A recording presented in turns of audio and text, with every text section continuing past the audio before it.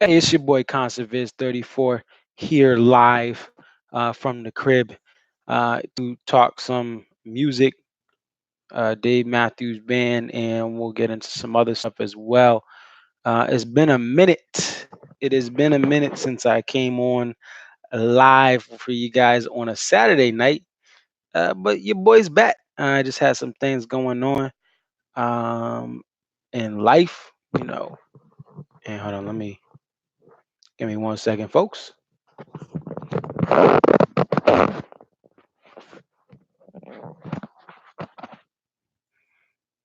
And this is better. Okay. Yeah. So had some things, life's happened, had some different events and things I had to go to. Been on some trips and couldn't get the stream on. But I'm back. We're gonna talk some DMB, talk under the table and dreaming, a little bit of the live stuff. We'll talk RIP to Robert Hunter, one of the ghost writers for the Grateful Dead, or not ghost writers, but I just like saying ghost writers. But RIP to Robert Hunter. He wrote for the Grateful Dead, even Dylan and many other artists he wrote for, but he's most known for his work with the Grateful Dead. But we want to start off today with Under the Table and Dreaming 25th anniversary was yesterday, 9/27/19. Also, Lil Wayne's birthday. Pray for Weezy F Baby Dude. I mean, I don't know, man. He's just in a weird spot right now. Um, he's always been a little weird the last decade plus, but yeah, Lil Wayne, happy belated birthday. But so under the table and dreaming, I brought this little spreadsheet of ideas out, and it's not really anything magically revolutionary. But what I did is there's the big three albums. It starts with Under the Table and Dreaming, Crash, and then we have Before These Crowded Streets. My favorite album is Before These Crowded Streets. But here is the thing. Under the Table and Dreaming is the most versatile album. So this was my breakdown on Twitter. Under the Table and Dreaming is the best balance of songs of different types. It's the most versatile of the albums that Dave Matthews Band has put out. It has its positive songs. It has its dark songs. It has things in between. It has instrumentals like Number 34. It's got some light and fluffy stuff like Satellite. It's got some deep dives like Typical. It's got the Jimmy thing. It's got a Dancing Nancy. So it's the most versatile album. It's the foundation of the band. I know. Remember, two things came out before that, and there was just things they played for years before Under the Table Dreaming came out. It's the foundation. It's going to give you the best vibe of what the Dave Matthews Band started on. And I say started on because the band has changed throughout the years. Crash is a celebratory album. The best way to follow up the foundation is to focus on celebrating, being happy. They took songs from pre Under the Table and Dreaming. A lot of these songs pre Under the Table and Dreaming, they put them on the second official album. It is the most celebratory album, the best. Uh, be happy and run around and yo, look, girl. Tomorrow we're going back to being friends, but tonight, hey, it's going down, allegedly. But so it's the most celebratory album. Two step, Lying Our Graves. Even that serious topic is, hey man, we ain't gonna look back in our graves like, hey, we should, think about what we could have did, might have been. We might as well do it now. Tripping Billies, Such a Happy Human Race. You and Me and All My Friends. I said two step Tripping Billies. Um, and Too Much, even just the upbeat song about being greedy. Um, and Even 41 is a deep and it's a dive into separating from a formal someone breaking away from the band they used to associate with, but they don't anymore, and it's tied into relationships, and it takes it on a jazzy, smooth way, even addressing the subject. So that's the more celebratory of the albums in the foundation, core three. And then the other thing that we have here is we have the Before These Crowded Streets. That is the deep dive. That is the most musically um, depth filled albums of that big three. It has the most energy and passion, and it has the darkest moments of the band all in one album. and it goes up and down too. It's a good to me. It's the reason it's the best album is because what Dave Matthews Band does the best, in my opinion, it's not the upbeat stuff. I mean, that stuff's cool and they can be a jazz man. What they do best is the way back DMB.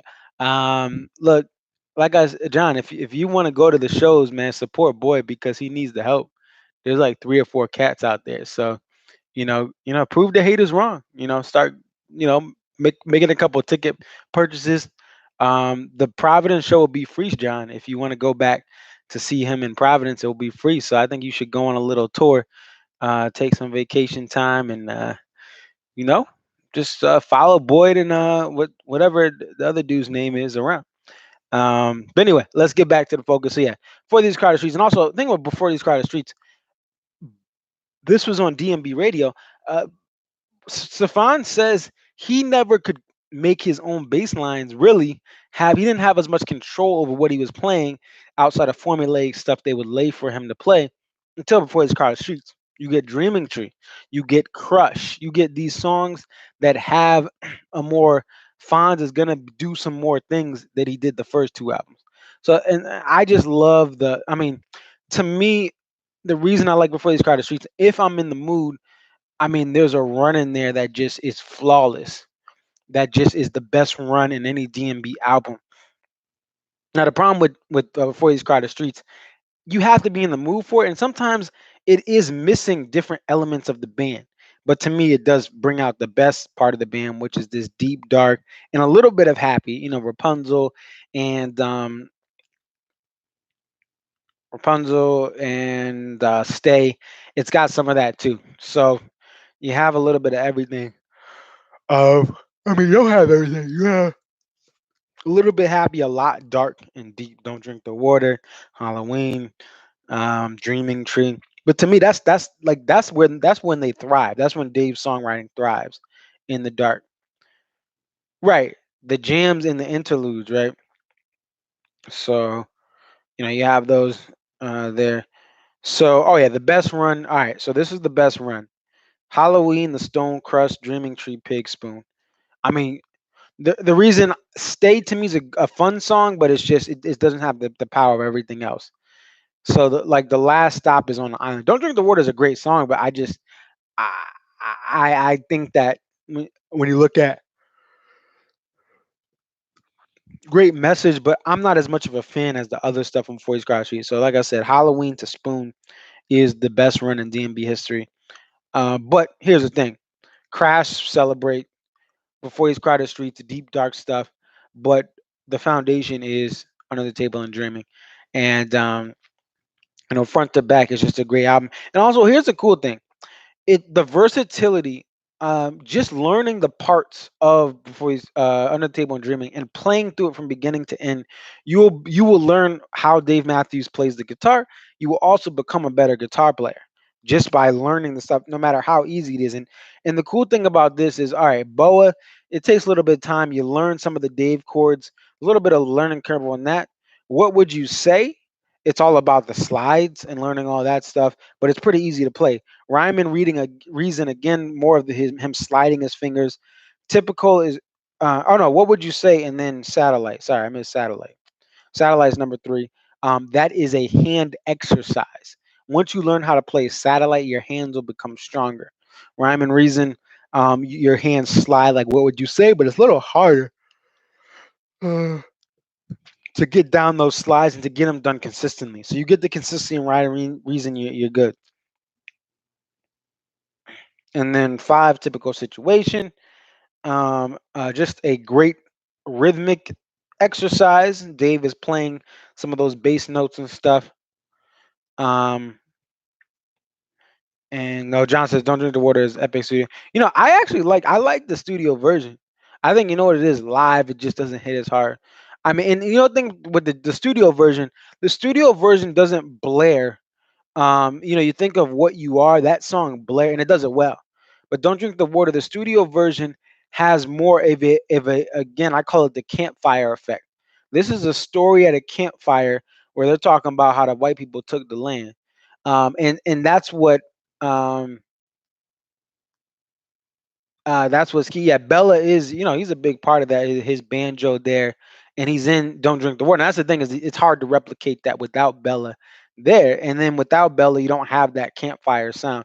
But what makes "Don't Drink the Water" is great is it doesn't. It's not say it with your chest, young Negro.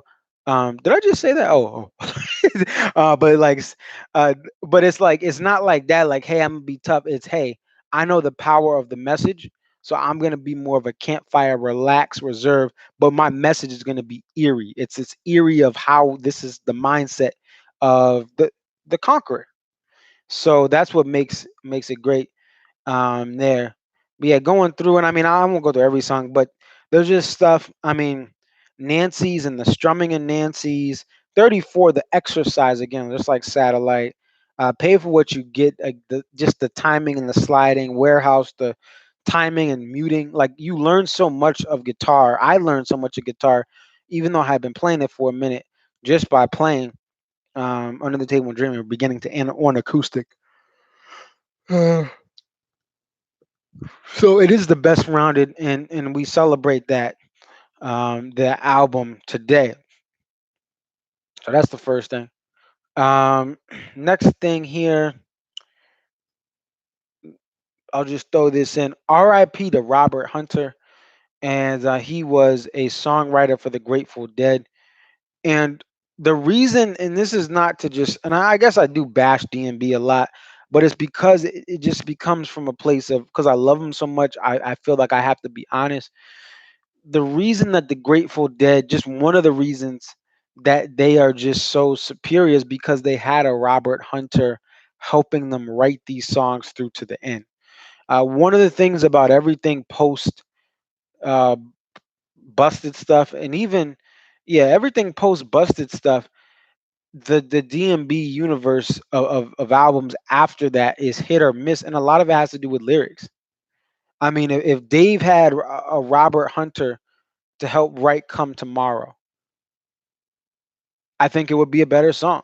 If Dave had someone to help write "Mercy," now "Mercy," it because of the rhythm, it's gonna be a song that was played on a telethon. People will still love it, but to me, as a lyricist, see, I like what impresses me more is what Dave did early. Like you never know, those lyrics are fire. So like Avid Brothers is one of my favorite artists, and I'm going to hopefully see them on Thursday. Still, I haven't bought a ticket, but I'm probably gonna cop one. They are like the writing is so witty and great, and that's what. But the thing is, the writing with DMB post busted stuff, he could have used. He could have used a Robert Hunter, and that's why the Dead are so legendary. Is because even though their classic stuff is mostly in the late '60s, early '70s, they still have songs that are they still Black Muddy River. That's Robert, that's Robert Hunter. He's that's in the '80s, and they could use. Now I don't know how you do that because the Dave Matthews Band wasn't. See what happened was the Grateful Dead were pretty much covering a bunch of stuff and had some songs, and then Robert Hunter comes along early on. And yeah, the song choices are flawed. And RIP to Robert Hunter. Check out the Grateful Dead. It took me a while to really understand that universe, but a lot of it was reading the lyrics that Robert Hunter writes. But so that's why I say that he is a legend, just like Bernie Taupin. When you think of Elton John, man, Bernie was writing those bars, helping them out. They got in the room, and they would Bernie gives them some ideas. Elton freshens it up and he sings it. Now, here's the thing that is the drop off. Okay, we talked the drop off post busted stuff. There's a couple of things that are going on here. So the first is we have with even with busted stuff itself. What we see is the Lily White sessions to me is flawless. The flaws of it, the emotion of it makes it great. They don't release it, right? They changed some stuff in Gray Street, and it's still a great. I love busted stuff, but they made things less. They made it more commercial. And what this was a band that in 2000, Dave is making up the lyrics, freestyling them, performing what are now what were we look back, they were incomplete versions of songs like Great Street, and he's selling out stadiums. Dave is selling. So this whole, oh, we gotta appeal to the mainstream. There was something that went on that with management or the label that said, hey, we gotta appeal to mainstream and sell albums. And I think one of the things too is back then, I don't know what the contract was, the record label has got to make money off the record, and they still were number one. They still sold well, but when there's a giant stadium show and they have 80,000 people at a giant stadium show in 2000, or 60 to 70,000 when you go to Foxborough Stadium, the old Veterans Stadium in Philly, all right, and like they're not seeing that money. They need these albums to sell as much as possible. So the label to me, and I think some of it was the band, they decided to freshen things up, to perfect things up, to smooth things up, and it impacted the quality of the music. So we start off with Lily White Sessions, right? We go on to Lily White Sessions is recorded, it's changed, they redo it, and they make busted stuff. Captain doesn't have as much pull. Big Eye Fish doesn't have as much pull. Still great songs, still great recordings, but they don't have as much emotion behind them. Okay, they don't have as much flaws in them as far as being raw. So they're perfectly imperfect, which is what the song's about. The bartender, like all of these versions of songs, and they did JTR, and they just said no, we're not adding it to the. They were trying to sell a record that was going to be more radio friendly so they could sell more albums. Now here's the thing. Again, DMB sold out football stadiums with how they were performing the songs on Lily White Sessions. The Lily White Sessions versions of songs were performed in 2000 and 2001. Okay? They sold out stuff. Okay? After that time, the fan base is going to peak. But after that time, as they start getting into the stand up era, they can't sell out as many football stadiums, or they can't sell out football stadiums, period, unless it's a festival. So strike one is the Lily White Sessions has changed the busted stuff. Strike two is stand up. Okay. Stand up does not have songs that were road tested. Okay. Busted stuff road tested. And you have certain songs like Dreaming Tree wasn't road tested, but Dreaming Tree is an amazing song. But Stand Up is the first album where these songs weren't really road tested, and they weren't really, they were just, it was more to appeal to the masses. Dave gets on electric guitar more. We have American Baby, you know, intro. Also, Every Day, yeah, because Every Day, and even in Every Day, you see that more mainstream appeal. But American Baby is performed at a time where post 9/11, and I know that's the message, but like it just seems so a commercial. Oh, it's American Baby. Oh, we're going through this, war. Are we going to go to war or not in this time period? Oh 04, oh 05, like, or I think we had already been to Afghanistan. Yeah, we definitely were. But anyway, like to me, it just was, and even songs like Louisiana Bayou, and it's about a song. It's about what Dave is doing. He's pulling a song from New Orleans. Hey, I'm gonna appeal to New Orleans and do this. Look, that song is horribly written. I think somebody from the the piss poor school systems in Louisiana, public schools, they wrote the lyric. Like it repeats too much. Now, I know what he's trying to do. He's trying to like make it in their vernacular, but it's not good. Okay, there's plenty of jazz and blues and other lyrical stuff from New Orleans that's amazing in the vernacular of New Orleans. But down by the bayou, like no, it's trash. The best part of Bayou is the jam. Especially with Buddy now, the best part is the jam. So I mean, I don't. I just the songs aren't good from stand up. Except You Might Die Trying evolved into something better as it was road tested, but these songs weren't road tested. So you have more of this mainstream appeal. Then we get to Big Whiskey. Now, Big Whiskey is actually again, it's not as bad as stand up, and the album itself is real. I love it. I love the album, but live DMB when they become more of a rock band, I'm not a fan. Now, they still some great stuff. Lying in the Hands of God is one of the best songs to come out of this band. In this, even going back, you go from 2002 to 2010. Lying in the Hands of God to me is one of the best songs. that they perform. Like it's so unique, it's so jazzy and smooth, and it's dark and it's edgy and it has the Roy's parts. Love that song. But the rest of the album, again, I would love to hear dive in more. I would love to hear. I mean, now Squirm, when Squirm is played a lot, I think we get sick of it. And but the studio version of Squirm is made. But that's the thing, is the studio version of Big Whiskey is really solid when it comes live. To me, my opinion, people love Big Whiskey, and you see these splits. I've seen people, they were like, if you could choose two albums to perform live, some people said Big Whiskey. They would say Under the Table and Big Whiskey, Crash and Big Whiskey. So some certain people like it.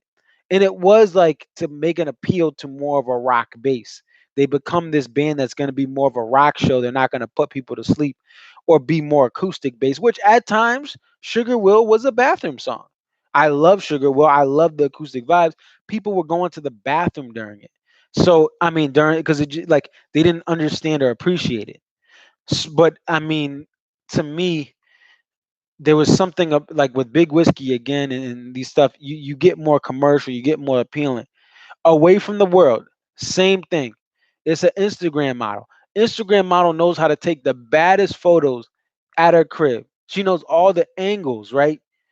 Okay, go date an Instagram model and wake up next to her without makeup. That's how I feel about a certain Away from the World stuff. I've gotten, even this year, I said people, well, Drunken Soldier, da, da, da, da, da." I heard it live, and when I compare it to the stuff post busted stuff, I would love Drunken Soldier to come back. It's solid. They have it down. I like the alternate lyrics that are actually kind of more interesting. See, the problem is a lot of the stuff the band does, they edit the lyrics and it's worse. I like the change in lyrics. It makes Drunken Soldier better to me. And I heard it live. Some of y'all didn't hear it live unless you were at the Gorge. But I love the change up. But if only is not good live. If only is the Instagram model you wake up next to and you're like, yo, what? Huh? And then it's the Instagram model. You take it live and you take it out and you get to know her and it's like, yo, this chick, I can't handle her. She was beautiful on the gram. She had all the filters, no filters. She has no filter with her mouth. I can't date this girl. That's what, to me, that's what If Only and Mercy and even Belly Belly Nice. At first I was like, yo, this is kind of cool, but it just gets played out. It doesn't have that longevity to be, it doesn't have that staying power to be up there. And then Come Tomorrow, okay? Come Tomorrow, the songwriting and the actual the song title, that it's trash. Do You Remember actually is one of the better sounding in the Hartford show we'll talk about next. But when I heard Do You Remember this summer, and I mean, I remember because it was like at every other show. And the best part of the Gorge is they only played it once because they only could play it once. I mean, they could have played it more. But thank God they didn't. But like, I heard it three times, I think. Yeah, I heard it three times. Once in the Gorge out of 3 nights, once in Hartford, once in Mansfield. Those are my 5 shows. I heard it three out of 5 shows. Only two I didn't hear is the Gorge shows. But it sounds like instrumentally it sounds great, and they have all the and I used to love this song. I used to love the breakdown. I mean, it's hard, right? It could be, there's things that are worse, but to me, it doesn't need to be played so much. They played the heck out of this song this year. Now maybe it makes them happy and whatever, and they can do whatever. Not good. Come Tomorrow, not a great live song, not a great song in general. Positive and uplifting. Oh yeah. And I even gave credit when I first heard the album that Come Tomorrow helps form this idea that it's an answer to Away from the World. So the idea of Come Tomorrow answers, all right, you come away from the world, come tomorrow, you get back with the world, and you know you're handing it off to your children. Great concept, just not executed well. That Girl Is You, to me, not a good. I don't like it. I don't think it's and I even defended it when it first came out. People were going nuts. Oh, I don't like it, but I just, when it's live, it has energy and it has different stuff. It builds up, but to me, it doesn't do anything. And again, the lyrics, and to me, that's the thing, is again, they're trying to appeal or they're trying to do something.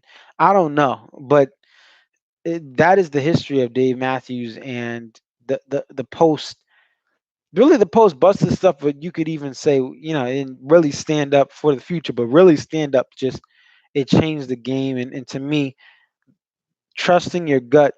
See, I'm taking exam. Your boy is about to, studying to be an adjuster in insurance for auto, and we're learning about test taking, and all that stuff. Got an exam Friday. So one thing we learned is like the statistics that most times when you second guess yourself, you should have stayed with the original answer. That's how I feel about DMB.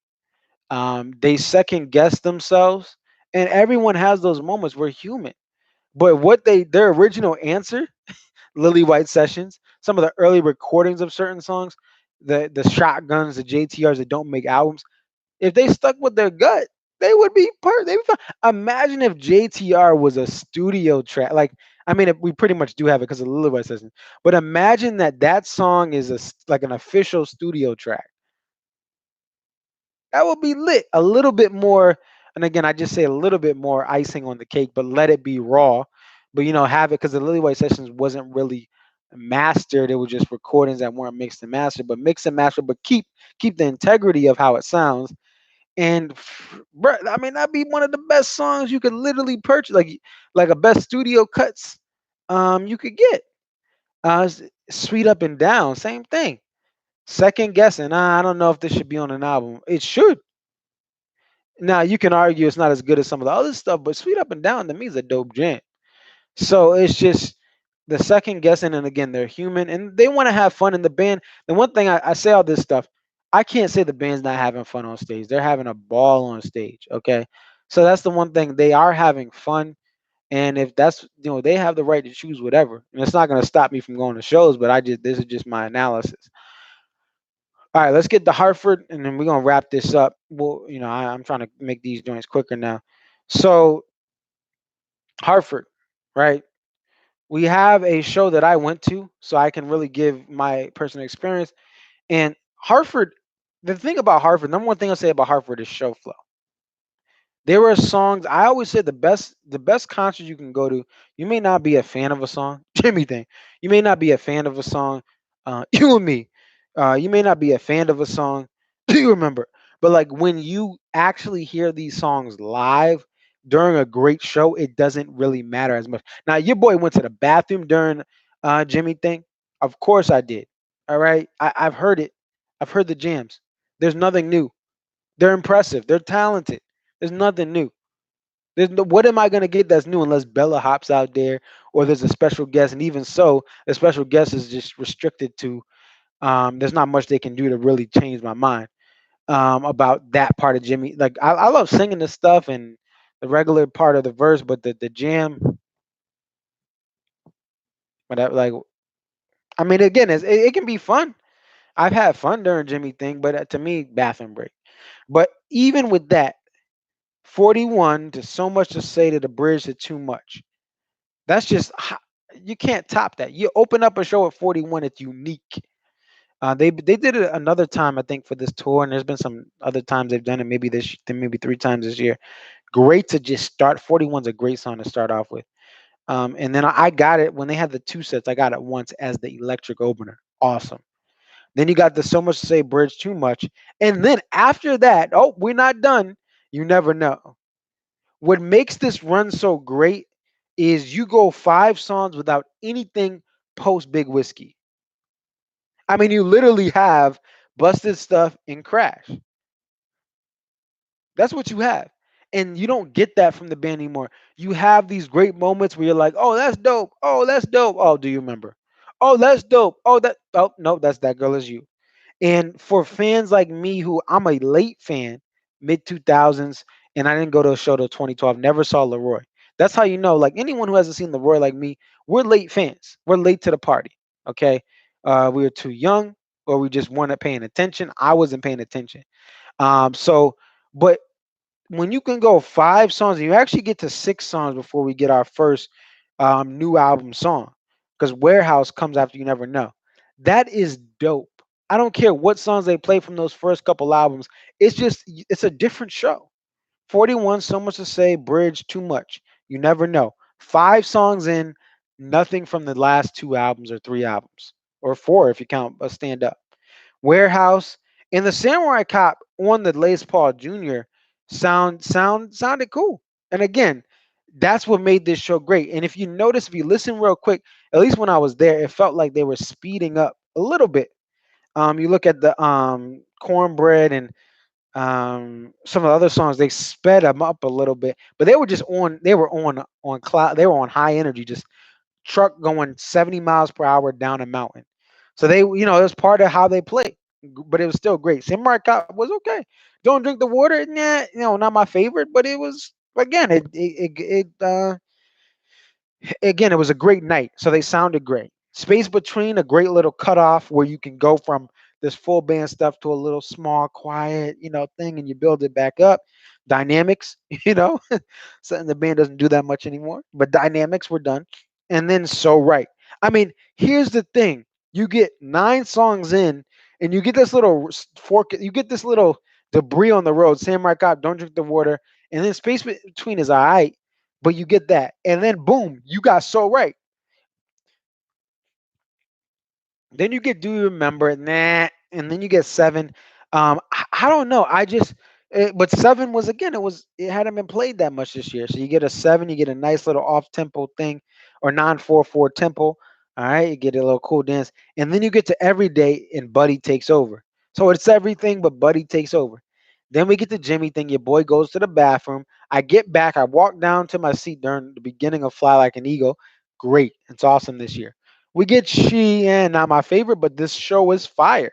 They have a new outro to She, which I think they may have been doing, but this is the first time in Connecticut I noticed it. Went to Mohegan, they played She. They didn't have that outro. So they have this they have this awesome outro to She that really trumps my hating of it. And if I had to vote the Ants Marching Way, I probably give it a 0 or a 1. What you can do is you can vote up 1, be neutral 0 or -1. I wouldn't give it a -1 for that show. Cornbread, not my favorite song. Cornbread was fire that night. Okay. Typical Situation is typical, and typical anchors this bottom part of the set. You got a Jimmy thing, Fly Like an Eagle, She. To me, only thing notable of that is Fly Like an Eagle, right? But then you get a typical to just really bring power to the end of the set. And then we get a song that Jane likes towards the end of the set. I'm not mad about that. It's not my favorite song, but it was cool. Depending on the timing was right. Okay, the timing was right. Then we get a P&P to Rapunzel, and this isn't ending the show. This is ending the regular set.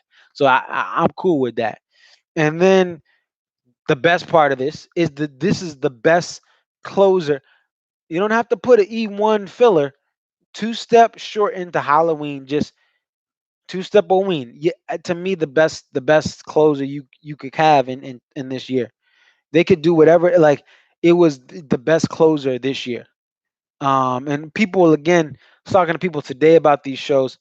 Some people who have been a bunch more shows than I have said this show. And someone said this show and Mohegan were like two all-time favorites in the Northeast. And then someone who went to 100 shows said this show was top three.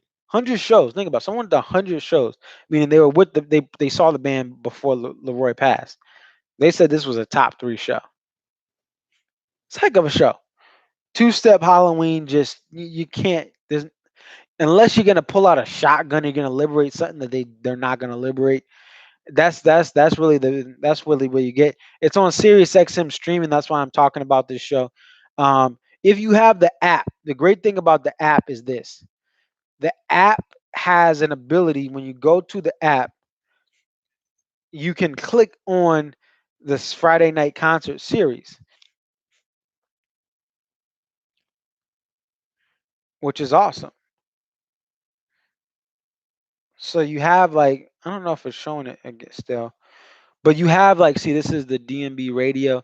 Like you have these little things you can scroll across, and on Fridays it'll typically have that Friday night concert. So you click on the channel, and then you can.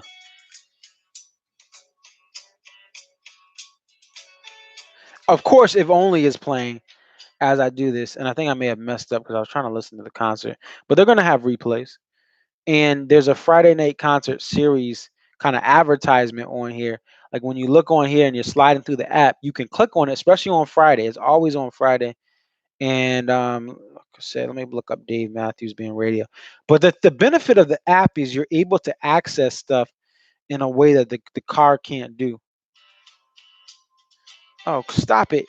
If only I could not hear you live. Well, they don't play anymore. But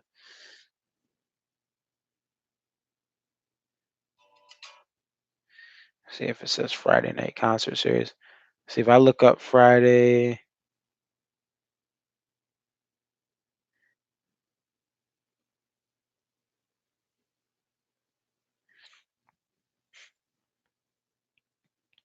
I may have to, you know what? I may have to like catch the replay. But the like when you listen on Friday, it'll give you an ability to look it up. And it may come back on my screen. But if you go on Friday, no matter what time after its premieres, click on the Friday night concert series. You can restart show. Click on restart show. It'll restart the show. So you can't go wrong with that. I gotta go.